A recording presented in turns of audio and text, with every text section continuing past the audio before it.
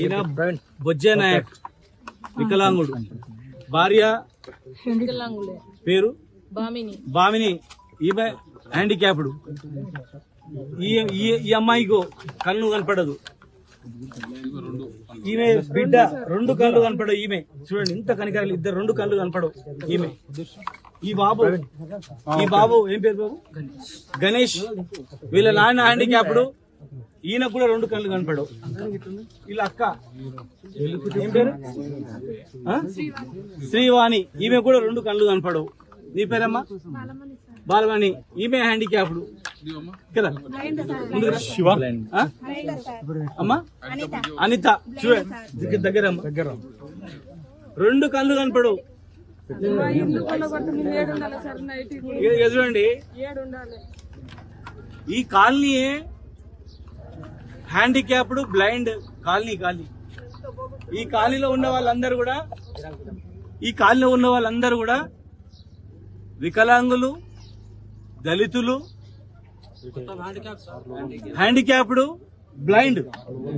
ఈమె 15 సంవత్సరాల నుంచి ఈయన ఉన్నాడు. 15 సంవత్సరాల నుంచి ఈయనకు హౌస్ ట్యాక్స్ కడుతున్నాడు, నల్ల కడుతున్నాడు, గవర్నమెంట్ నల్లలు ఇచ్చినాం, కరెంట్ ఇచ్చినాం, కరెంట్ బిల్ కడుతున్నాడు.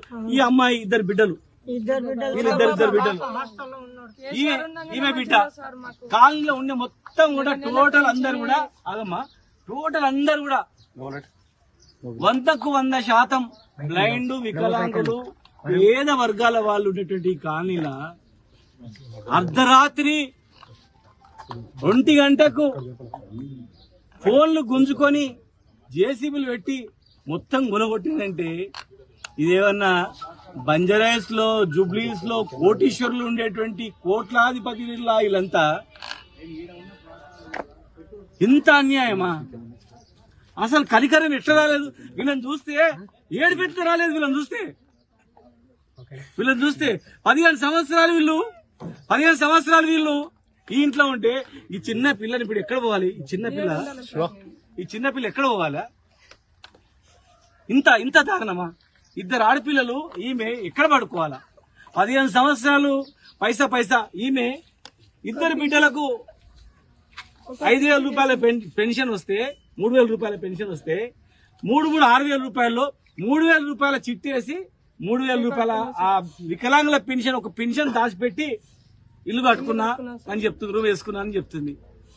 మేము బతకడానికి పెన్షన్లు ఇచ్చి నీళ్ళు ఇచ్చినాం, మిషన్ భగీరథ నీళ్ళు ఇచ్చినాం. మేము ఒకటే అడుగుతా ఉన్నాం, ఇది ఏం ఖర్చు సాధింపు చర్య అని. వికలాంగులు కనికరం లేదా? ఇక్కడ ఉన్నటువంటి దళితుల పైన కనికరం లేదా? ఎక్కడ ఇదంతా ఇంత దుర్మార్గం ఇది? ఒక 2 రూమ్లు వేసుకున్నారు, ఒక్క రూము. ఇది నిన్నమని వేసుకునే కాదు, 15 సంవత్సరాల నుంచి ఉన్నాయి వీళ్ళకు. పట్టా సర్టిఫికెట్లు కూడా ఉన్నాయి. ఒకవేళ ఇందులో ఉన్న వాళ్ళు ఎవరైనా బాగా కోటీశ్వరులు ఉన్నారనుకో, కూలగొట్టండి, యాక్షన్ తీసుకోండి. ఇప్పుడు మీరు కూడా ఇండ్లు కట్టిస్తామని అన్నారు, ఇందిరమ్మ ఇండ్లు కట్టిస్తామన్నారు కదా. ఇక్కడ కట్టించి ఇందిరమ్మ పేరు పెట్టండి, ఇందిరమ్మ కాలనీ పెట్టండి, అడిషనల్ గా డబ్బులు ఇవ్వండి. వీళ్ళందరినీ కూడా గృహలక్ష్మిలో కూడా అప్లై చేసుకోండి, ఇప్పిస్తామని చెప్పినాం మేము. కరెంటు లైన్లు వేసి, వాటర్ లైన్లు వేసి, కరెంటు బిల్లు కట్టి, మున్సిపల్ హౌస్ ట్యాక్సులు కట్టి 15 ఏళ్ల నుంచి ఉండేటువంటి నిరుపేదలను, బ్లైండ్లను, వికలాంగులను అర్ధరాత్రి మీరు కాల్ చేపించి ఎల్లగొడితే వీళ్ళను అడిగేటోడు ఎవ్వరు లేడని. ఏంది ఇది? ఒకవేళ గవర్నమెంట్ భూమి అనుకుందాం, ఒకవేళ ప్రభుత్వ భూమి అనుకుందాం, ప్రభుత్వ భూమిలో పేదలకే కదా ఇచ్చేది. మీరు ఐడెంటిఫై చేసి వీళ్ళకు ఉన్న ఇండ్లు ఉన్న వాళ్ళకు ఇల్లున్నాయా, పేదల్లో కాదని మీరు వెరిఫై చేసి వాళ్ళకు పట్టాలు ఇష్యూ చేయండి, వాళ్ళకే పట్టాలు ఇష్యూ చేయండి. మరి పట్టా పేపర్లు ఇచ్చిన తర్వాత ఎందుకు కొడుతున్నా అడుగుతా ఉన్నాం. మళ్ళీ చూడండి, ఈ పట్టాలు ఇచ్చింది కూడా కాంగ్రెస్ ప్రభుత్వంలోనే ఇచ్చింది. మరి ఇప్పుడు బాబు కాంగ్రెస్ ప్రభుత్వంలోనే పట్టాలు ఇచ్చింది కూడా కాంగ్రెస్ ప్రభుత్వంలోనే ఇచ్చిండ్రు. మరి ఇప్పుడు బాబు కాంగ్రెస్ ప్రభుత్వంలోనే పట్టాలు ఇచ్చిండ్రు, కాంగ్రెస్ ప్రభుత్వంలో పట్టాలు ఇచ్చిండ్రు. మేము ఉన్నప్పుడు వాళ్ళు ఇల్లు కట్టుకున్నారు, వాటర్ లైన్ ఇచ్చినాం, కరెంట్ ఇచ్చినాము, నీళ్ళు ఇచ్చినాం. మేము కరెంటు నీళ్ళు ఇస్తే వాళ్ళు వాళ్ళ పైసలతో బతుకు 2 రూమ్లు వేసుకొని బతుకున్నారు. మళ్ళా కూలగొట్టడంలా ఎంత దుర్మార్గం, పాపం తగులుతుందమ్మా. మిమ్మల్ని ఎవరైతే కూలగొట్టినరో ఖచ్చితంగా పాపం తగులుతుంది. పేదల్లో ఉసురు ఖచ్చితంగా తగులుతుంది. దీనిలో కారకులేదు. ఊర్లలో చిన్న చిన్న పొలాలు అమ్ముకొని వికలాంగులు గుడ్డి పాపం కళ్ళు కనిపి భగవంతుడే వీళ్ళకు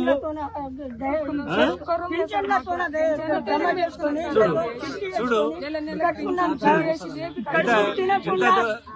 ఎంత దుర్మార్గమా. ఆగమ్మా కాదు, వాళ్ళు చెప్తుంటే వికలాంగుల పెన్షన్ తో దాచిపెట్టుకుని ఇల్లు కట్టుకున్నామని చెప్తుంటే, వికలాంగుల పెన్షన్ పైసలతో కట్టుకుని ఇళ్లను కూల్ చేస్తే కలెక్టర్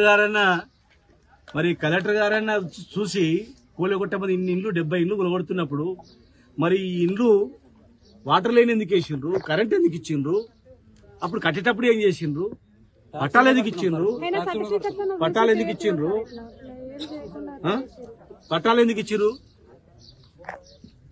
ఇచ్చినప్పుడు పట్టాలు ఇచ్చిన తర్వాత మీరు ఇవ్వకపోతే కట్టుకున్నారు. గీల మీద నా ప్రతాపం వికలాంగుల మీదనా?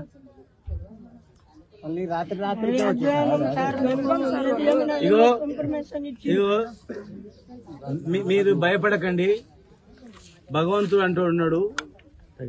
మేము అధికారంలో ఉన్నప్పుడు పేదోళ్ళు ఇల్లు కూల్చలేదు, మేము సాయం చేస్తాం. ఇక్కడ మరి దీని వెనకాల ఎవరు ఈ వికలాంగుల బ్లైండ్ కాలనీ ఎవరు కొట్టడానికి ఎవరు ప్రోద్బలం చేసిండ్రో భగవంతుడు శిక్షిస్తాడు. ఒకటి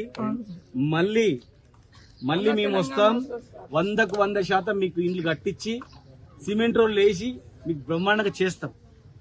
ఇప్పటికైనా కలెక్టర్ గారు వచ్చి చూసి వెరిఫై చేసి, ముఖ్యమంత్రి గారు సొంతం జిల్లాలో ఇట్లా వికలాంగుల పైన దళితుల పైన దాడి జరిగి బయటపడేస్తే మరి మీరు వెంటనే దీని మీద ఎంక్వైరీ చేయించి పట్టాలు లేకపోతే వాళ్ళకి పట్టాలు ఇవ్వండి, పట్టాలు ఉంటే వాళ్ళకి నష్టపరిహారం కట్టించి మళ్ళీ ఇండ్లు కట్టించి ఇవ్వాలి. వాళ్ళకి యాజ్టీజ్గా మళ్ళీ ఇండ్లు కట్టించి రోడ్లు వేసి వాళ్ళకి అప్పచెప్పాలా. లేనట్లయితే ఖచ్చితంగా వీళ్ళ ఉసురు గ్యారెంటీగా తగులుతుంది. మీరు కట్టియకపోతే మీరు ధైర్యంగా ఉండండి, మళ్ళీ మేము వస్తాం, 100% మేము కట్టిస్తాం. దీనికి కారకులైన వాళ్ళ మీద కూడా ఎవరైతే అధికారులు అత్యుత్సాహంతో చేసిండ్రో వాళ్ళ మీద కూడా యాక్షన్ తీసుకోవాలి. ప్రభుత్వం ఉన్నది పేదల గురించి. పట్టాలు లేవనుకుందాం, 2 3 అనుకో, లేకపోతే వాళ్ళకి పట్టాలు ఇవ్వండి. అసలు అందరికి పట్టాలే ఉన్నాయి కదా. మీరు వెరిఫై చేయకుండా, నోటీసులు ఇవ్వకుండా, విచారణ చేయకుండా అర్ధరాత్రి 100ల మంది వచ్చి పోలీస్ సిబ్బందితో ఉరుకొచ్చి జేసీలు పెట్టి టపా టపా టపా కూల్ చేస్తే ఇది ఎంతవరకు సమంజసమని అడుగుతా ఉన్నాను. వర్షాకాలం మేము కూర్చొని గిట్లా మాకు దారి లేదు సార్. మేము ప్రభుత్వాన్ని కలెక్టర్ గారికి మేము చెప్తున్నాము, వీళ్ళకి పునరావాసం కలిగించండి. జనరల్ గా పేదోళ్ళు గుడిసెల దగ్గర వర్షాలు పడ్డావంటే తీసుకుపోయి పంచాలు పెట్టి భోజనం చేపిస్తాం, తిండి పెడతారు, బట్టలు ఇస్తారు. కానీ గీల పైన